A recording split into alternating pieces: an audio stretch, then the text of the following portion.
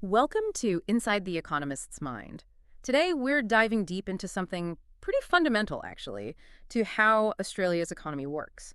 It's all about how the Reserve Bank of Australia, the RBA, implements its monetary policy.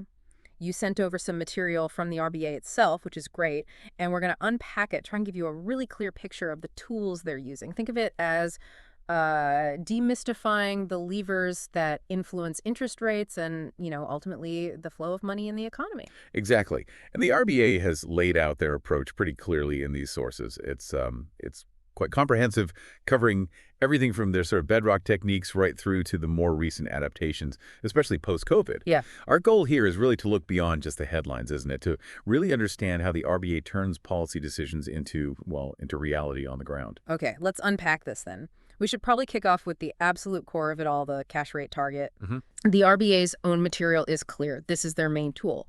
So to really get our heads around it, we first need to understand this thing called the Australian cash market. What's the essence of that? Right. So the cash market, fundamentally, it's where banks in Australia lend and borrow funds among themselves. Critically, it's overnight. Overnight. Okay, Yeah, right. very short term.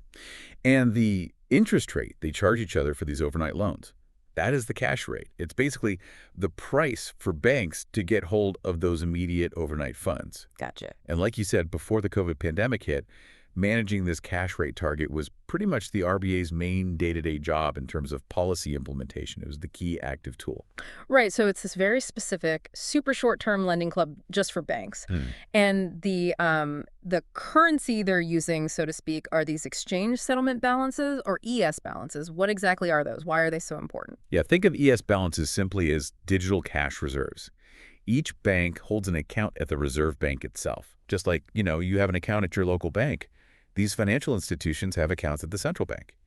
And they're absolutely vital because that's how payments between banks get settled. Oh, right. When, say, Bank A owes Bank B money at the end of the day because of customer transactions, they transfer these ES balances at the RBA to settle up. Because the RBA controls the ultimate supply of money, these balances are like the fundamental settlement asset, the most secure form of interbank money there is. Okay. So ES balances are the actual stuff that gets moved between banks to make sure everything squares up. That makes their importance clear.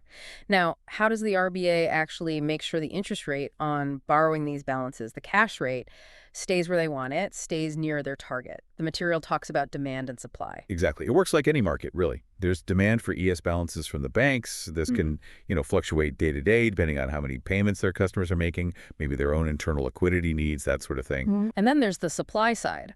Pre-pandemic, the RBA was actively managing the amount of ES balances out there. How did they pull that off? They mentioned these open market operations, specifically repos. Correct. Repos or repurchase agreements were the workhorse tool for managing ES balance supply back then. Uh, Basically, a repo works like this. The RDA lends ES balances to a bank for a very short period, usually overnight or for a few days. Okay. In return, the bank gives the RBA a high-quality asset, usually a government bond, as collateral. This action injects liquidity, it increases the supply of ES balances in the system. Right, injects the cash. Then when the repo matures, maybe the next day, the process reverses. The banker pays the ES balances plus a little bit of interest, and the RBA returns the bond. That withdraws liquidity, decreasing the supply. So they could add or remove balances daily if needed. Pretty much, yeah. They used it to fine-tune the supply to meet the bank's demand, right around that cash rate target. Oh, and it's also worth mentioning just regular government activity, like big tax collection days or large welfare payments flowing out, because those go through RBA accounts too. They can also shift the overall supply of ES balances around. Interesting. Okay, so repos were the main lever for supply. Now, this policy interest rate corridor, that sounds quite technical, but also really key. How does that actually keep the market cash rate pinned near the RBA's target? Yeah, this is a really clever bit of plumbing, actually. The RBA sets up a kind of band around its official cash rate target using two other interest rates. Okay. First, there's the rate the RBA pays commercial banks on the ES balances they hold overnight in their accounts at the RBA. Currently, that's set 0.1 percentage points below the cash rate target. That's the floor. Right. Flip. And second, the RBA also stands ready to lend ES balances directly to banks overnight if they're short. But it does so at a rate that's 0.25 percentage points above the cash rate target. That's the ceiling. Ah, okay. So a floor below the target and a ceiling above it.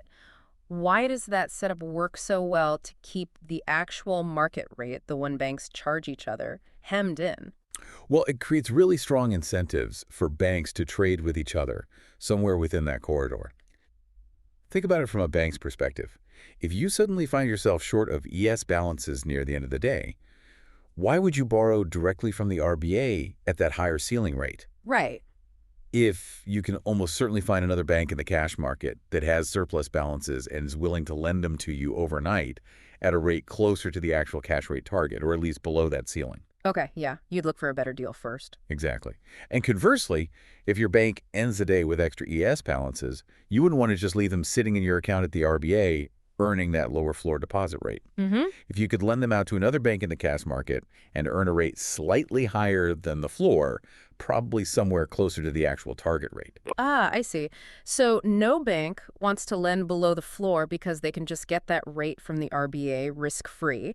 And no bank wants to borrow above the ceiling because they can just go to the RBA at that rate. Precisely. So it naturally pushes all the interbank trading into that narrow band between the floor and the ceiling. It's like financial guardrails. That's a great way to put it, guardrails. Yeah. And crucially, when the RBA decides to change the official cash rate target, say, raise it by 0.25%, the whole corridor, the floor and the ceiling, shifts up by the same amount.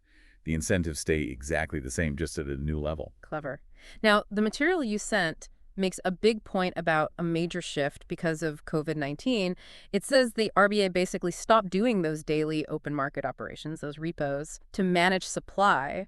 What drove that huge change? Yeah, that was a massive operational shift. Yeah. It happened because the other policies the RBA rolled out to fight the economic impact of the pandemic, Hmm. particularly the big bond buying program and the term funding facility, which we'll get to, those policies injected a huge amount of liquidity into the banking system. Right. The total quantity of ES balances held by banks just absolutely ballooned. Right. So the overall pool of this bank cash just got way, way bigger than it used to be. Enormously bigger. And with banks suddenly awash with these ES balances, there was just so much liquidity sloshing around that the RBA didn't need to do those daily fine-tuning operations anymore to keep the cash rate near the target. Ah, because supply massively outstripped any likely day-to-day demand fluctuations. Exactly. The system became flush with reserves.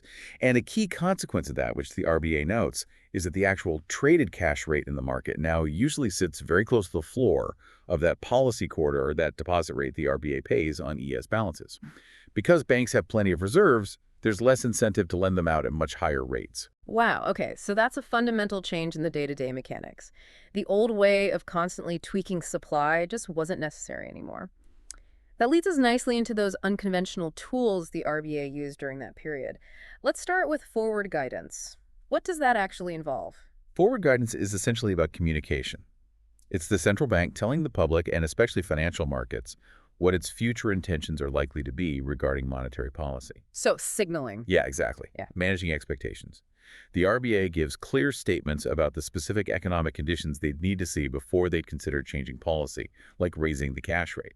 And the RBA gives a specific example from mid-March 2020, right? What was the message then? Yes, they do.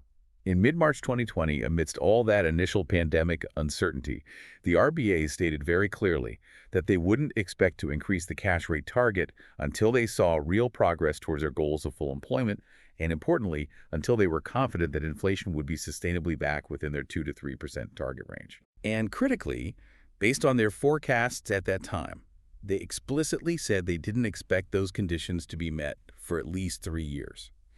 It was a very strong signal to keep interest rate expectations low for quite some time. Right, locking in expectations. So it's about using words to influence behavior before you even touch the levers.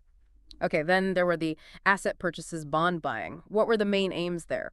Price and quantity targets are mentioned.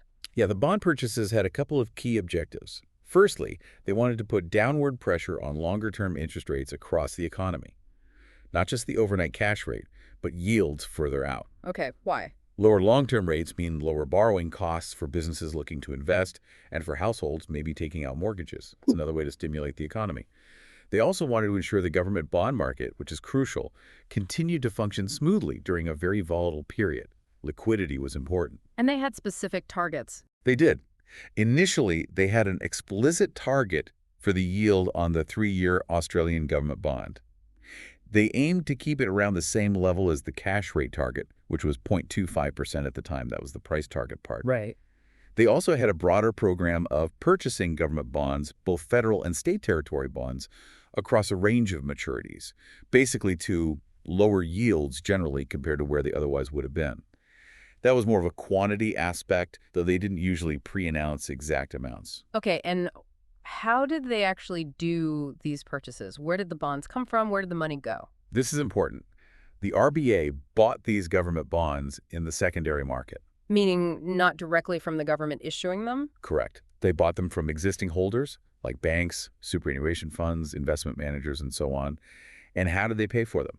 They credited the bank account of the seller's bank with brand new ES balances. Ah, so that's another way all those extra ES balances flooded into the system. Precisely. The bond purchases were a major driver of that big increase in system liquidity we talked about. Got it. Okay, the final unconventional tool mentioned is the term funding facility, the TFF. What was that all about? The TFF was another big one, launched in 2020. Its main goal was, again, to lower funding costs across the economy, but it worked slightly differently. It essentially offered banks and other eligible financial institutions access to low-cost loans directly from the RBA. Low-cost loans from the RBA to the banks. Yes, and these were 3-year loans, importantly, at a fixed interest rate equal to the cash rate target, at the time initially 0.25%, then later 0.1%.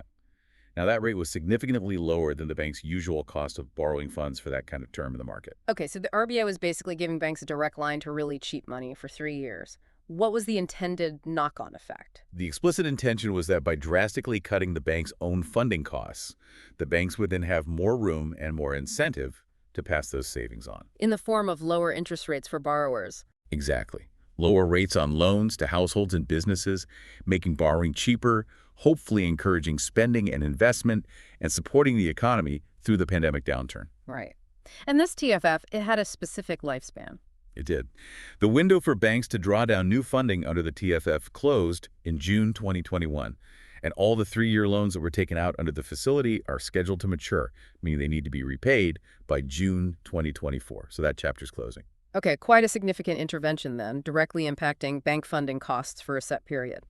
Now, looking ahead, the RBA material briefly touches on the future. It mentions the board endorsing a plan in March 2024 to move to a new system called ample reserves. What can you tell us about that? Yeah, this is the latest development. The RBA has flagged that the board has signed off on moving towards what they call an ample reserve system for implementing monetary policy going forward. Ample reserves, suggesting they expect to keep a lot of those ES balances in the system. That seems to be the implication, yes. It likely reflects the reality that the system is now operating with a much higher level of ES balances than pre-COVID, and perhaps they see benefits in maintaining that. However, the RBA also stated that the specific operational details of how this new ample reserve system will actually work haven't been announced yet. They've said more information will be provided later on. But it definitely signals an evolution from the pre-pandemic approach and likely builds on the experience of the last few years operating with very high liquidity. Interesting. So it sounds like they're adapting their framework, maybe acknowledging that the world with lots of ES balances is the new normal, at least the medium-term normal, and they need a sustainable way to manage the cash rate in that environment, perhaps simpler than the old daily repo juggling act. That could well be part of the thinking. An ample reserve system, in theory, might allow them to control the cash rate effectively, keeping it near the target, without needing those constant fine-tuning interventions in the market. It might rely more heavily on setting the rate paid on those reserves the floor of the old corridor. Fascinating. We'll have to watch for those details when they come out. Okay, let's try and wrap this up then. Thinking about what all this means for you, the listener, understanding these mechanics, the nuts and bolts of how the RBA implements policy, it really gives you a crucial framework, doesn't it? Absolutely. It helps you interpret economic news better, understand why interest rates might be moving, and see the factors influencing everything from, your mortgage rate to what businesses are paying for loans. And here's where I think it gets really interesting for you to ponder. Think about the contrast between these tools.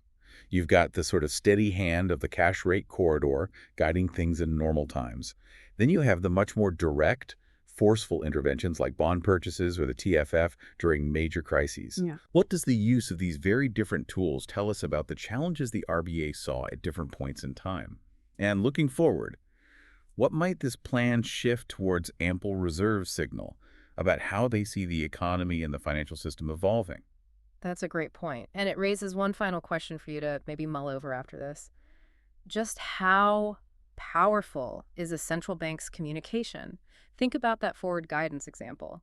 How much can just saying what you intend to do influence what actually happens in the economy, influence expectations and behavior, even before a single rate is changed or bond is bought?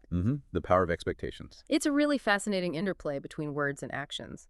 We certainly hope this deep dive has given you a clearer picture of the machinery working behind the scenes of monetary policy here in Australia.